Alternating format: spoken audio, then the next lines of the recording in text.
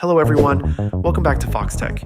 In today's video, I'm going to show you how to drop firmware on your iPhone. This process is sometimes necessary if you need to downgrade your iOS version or if you're troubleshooting certain issues. I'll guide you through each step to make sure you understand how to do it properly. Let's get started. First, let's talk about what it means to drop firmware. Essentially, this is the process of installing an older version of iOS on your iPhone. This can be useful if a recent update has caused issues or if you prefer an older version for specific reasons. However, keep in mind that Apple only signs certain firmware versions for a limited time, so you may not always be able to downgrade to any version you want. Before you begin, make sure you back up your iPhone. This is crucial because downgrading firmware will erase all data on your device. You can back up your iPhone via iCloud or iTunes.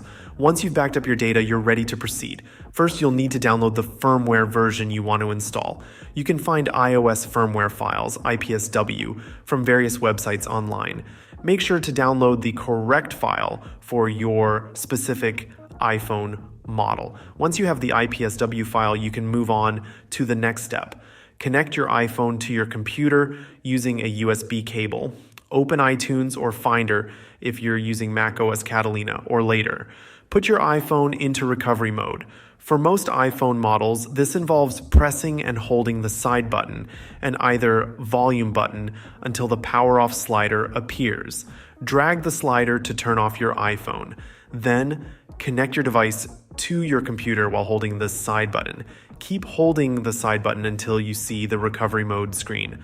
Once your iPhone is in recovery mode, iTunes or Finder should recognize it and prompt you with options to restore or update your device. Hold down the Shift key on Windows or the Option key on Mac and click on the Restore button. This will open a file browser window. Navigate to the location where you saved the IPSW file and select it. iTunes or Finder will begin installing the firmware on your iPhone. This process may take some time, so be patient and do not disconnect your device.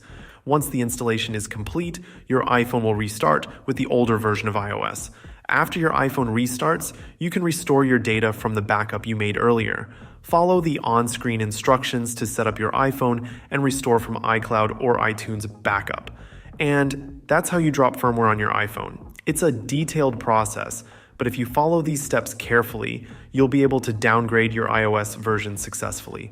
If you found this video helpful, please give it a thumbs up and consider subscribing to Fox Tech for more tech tutorials and tips. Thank you for watching. Peace.